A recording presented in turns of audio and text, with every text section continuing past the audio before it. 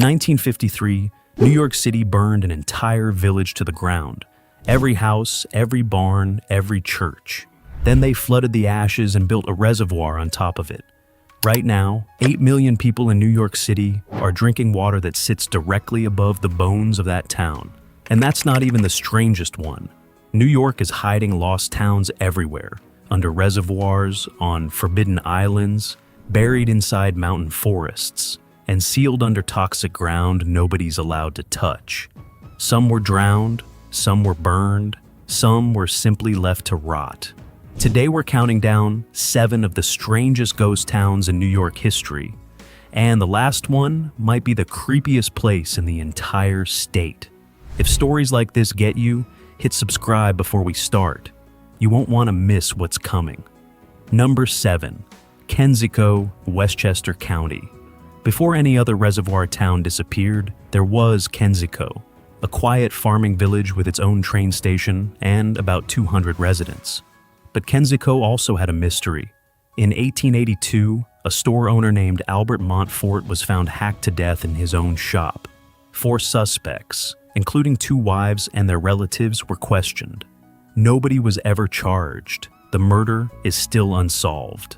Then, in 1893, New York City came for the land. One hotel owner barricaded himself inside his building and refused to leave. The sheriff had to physically drag his furniture onto the street. By 1910, every property was condemned.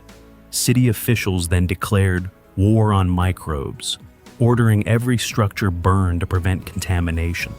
The Kensico Dam went up in 1917, using as much stone as an Egyptian pyramid, and buried the entire village, cold case and all, under 30 billion gallons of water. Number 6. North Brother Island, East River. Just off the Bronx, a 20-acre island sits completely sealed off from the public, its hospital buildings swallowed by vines. This was Riverside Hospital, a quarantine facility built in 1885 for smallpox and tuberculosis patients.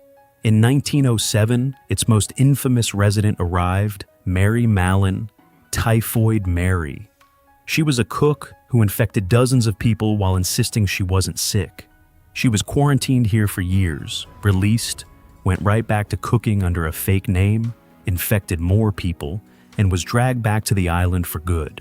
She died there in 1938, still refusing to believe she was a carrier. 3 years before she even arrived, this same island witnessed the deadliest disaster in New York City history. Before 9/11, over 1,000 passengers died when the steamship General Slocum caught fire nearby. Bodies washed onto this shore for days. Today the island is a bird sanctuary. You cannot visit. The buildings are simply left to collapse. Number 5. Tahawus, the Adirondacks. Tahawus has died twice. It started as an iron mining town in 1826, but an unknown impurity in the ore made it worthless, and the town was abandoned by 1857. Decades later, it was reborn as a private hunting lodge.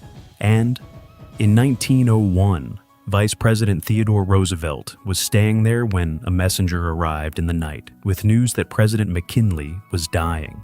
Roosevelt's midnight wagon ride out of these woods to catch a train made him President of the United States hours later. Then, in the 1940s, scientists realized that same worthless impurity was titanium, desperately needed for World War II aircraft. The town came roaring back to life, mined for nearly 50 years, and was abandoned all over again in 1989. Locals still claim you can see the ghost of the original mine founder riding through the ruins at night. Number 4. Letchworth Village, Rockland County.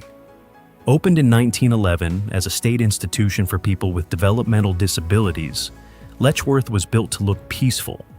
Over 130 buildings modeled after Thomas Jefferson's estate. Behind that beautiful architecture was severe overcrowding, neglect, and documented abuse that helped trigger statewide reforms after journalist Geraldo Rivera exposed similar conditions at a sister facility. Letchworth finally closed in 1996, and nobody tore it down. Over 100 buildings still stand today, open to legal exploration. their colonial-style facades rotting from the inside while trees grow through the windows.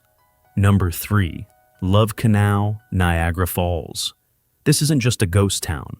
It's the reason the US government created the Superfund program. In the 1940s, a chemical company buried 22,000 tons of toxic waste, including dioxin, inside an abandoned canal, then sold the covered land for $1.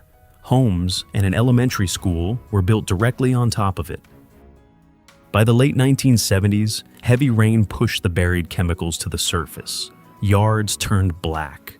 Corroded drums broke through backyards. A swimming pool literally popped out of the ground on a pool of chemical sludge. President Carter declared 2 federal emergencies, and over 900 families were evacuated within weeks. A chain-link fence still cut straight through what used to be front yards.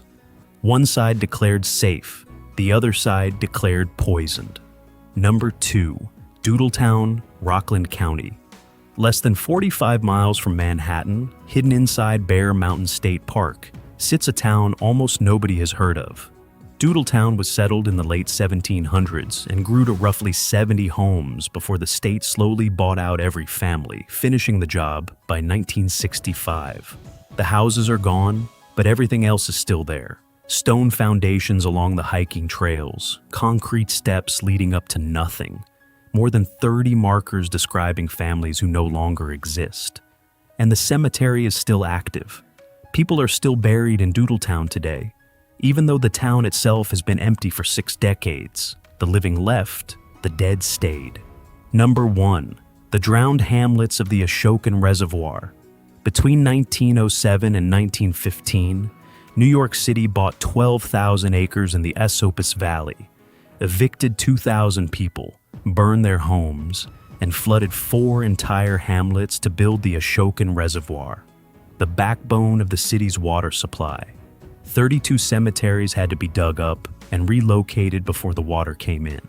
When the dam was finished, steam whistles blew for a full hour to warn anyone still nearby that the flood was coming.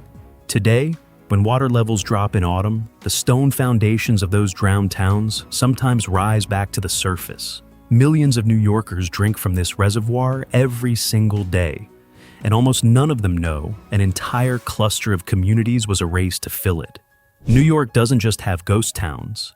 It has ghost towns hiding underneath its drinking water, inside its state parks, and behind fences nobody's allowed to cross.